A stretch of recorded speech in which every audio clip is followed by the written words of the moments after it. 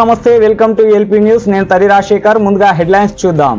ఆసిఫాబాద్ కొమరంభీం జిల్లా రెబ్బెన మండల కేంద్రంలో రైతులందరికీ 2 లక్షల రుణమాఫీ చేయాలని రైతు సహకార సంఘంలో అవినీతికి పాల్పడిన అధికారులు పాలకవర్గంపై చర్యలు తీసుకొని రైతులకు న్యాయం చేయాలని బీజేపీ ఆధ్వర్యంలో రైతు వేదిక కార్యాలయం ముందు నిరాహార దీక్షలో బీజేపీ జిల్లా అధికార ప్రతినిధి కేసరి ఆంజనేయుల్ గౌడ్ మాట్లాడుతూ కాంగ్రెస్ పార్టీ ప్రభుత్వంలోకి రావడానికి రైతులకు 2 లక్షల రుణమాఫీ చేస్తానని చెప్పిన రేవంత్ రెడ్డి అధికారంలోకి వచ్చిన తర్వాత కొర్రీల పేరుతో కేవలం 30% మంది రైతులకు మాత్రమే రుణమాఫీ జరిగిందని, ఇంకా 70% రైతులకు రుణమాఫీ కాలేదని, ప్రజలు ఓట్లు వేసిన కాంగ్రెస్ నాయకులను ఎమ్మెల్యేలను గల్లపట్టి నిలదీయాలని, తమ తరపున పోరాటం చేయాలని రైతులు అడగాలని, రైతులందరికీ నిరుద్యోగులకు, ఉద్యోగులకు, మహిళలకు, నిరుద్యోగులకు కుచ్చుటొప్పి పెట్టిన కాంగ్రెస్ ప్రభుత్వంపై మరో ఉద్యమానికి సిద్ధం కావాలని పిలుపునిచ్చారు. రైతులందరికీ మొత్తం 2 లక్షల రుణమాఫీ చేసే వరకు బీజేపీ వదలపెట్టబోదని, రైతులకు రుణమాఫీ అయ్యే వరకు పోరాటం ఆగదని హెచ్చరించారు. భారత్ మాతాకి నరేంద్ర మోదీ గారి నాయకత్వం.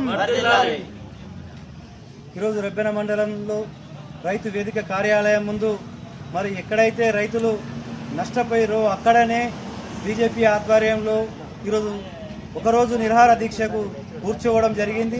ముఖ్యంగా రెబ్బెన మండలంలోని రైతులందరూ కూడా ఏదైతే కాంగ్రెస్ ప్రభుత్వం అధికారంలోకి వస్తే మాకు 2 లక్షల రుణమాఫీ జరుగుతుందని ఆశపడ్డారో ఆ ఆశలు అడియాశలయ్యాయి. మరి చాలా మటుకు ఎన్నో కొర్రీలు పెడుతూ కేవలం 25% మందికి మాత్రమే రుణమాఫీ కావడం జరిగింది. మరి అదేవిధంగా రెబ్బెన సహకార సంఘంలో 574 మందికి సభ్యత్వము ఉంటే 2012 నుంచి కూడా మరి ఈ పాలక వర్గము అధికారులు కళ్ళు మూసుకుపోవడం జరిగింది. మరి అక్కడ ఏమి జరుగుతుంది, రైతులకు అన్యాయం ఏ విధంగా జరుగుతుందనేది కూడా చూసుకోకపోవడం, వాటికి అధికారులు మరి పాలక వర్గ సభ్యులు కూడా వత్తాసు పలకడం చాలా దారుణం. రైతులను నట్టేట ముంచినట్టే.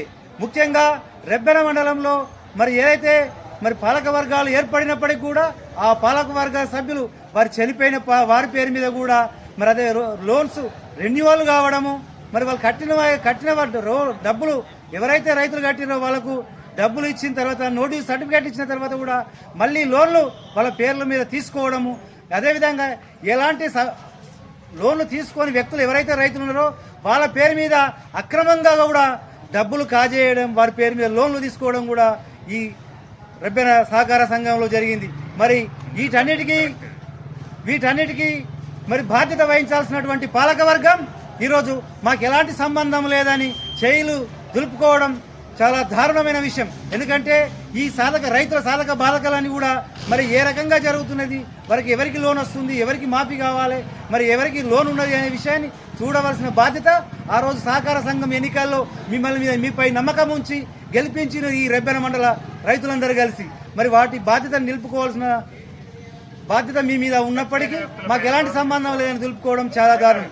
కాబట్టి ఇప్పటికైనా జిల్లా కలెక్టర్ గారు మీరు స్పందించారు, చాలా హర్షణీయం. మరి ఈ ఏదైతే రుణాలు మరి మాఫీ కాకుండా నష్టపోయారో వాళ్ళందరికీ కూడా రుణమాఫీ జరిగే విధంగా చూడాలని బీజేపీ పక్షాన డిమాండ్ చేస్తున్నాం. లేని పక్షంలో రైతుల పక్షాన ఆందోళన కార్యక్రమాలు నిరంతరం చేపట్టడానికి సిద్ధంగా ఉన్నామని తెలియజేస్తున్నాం. బోలో భారత్ మాతాకి.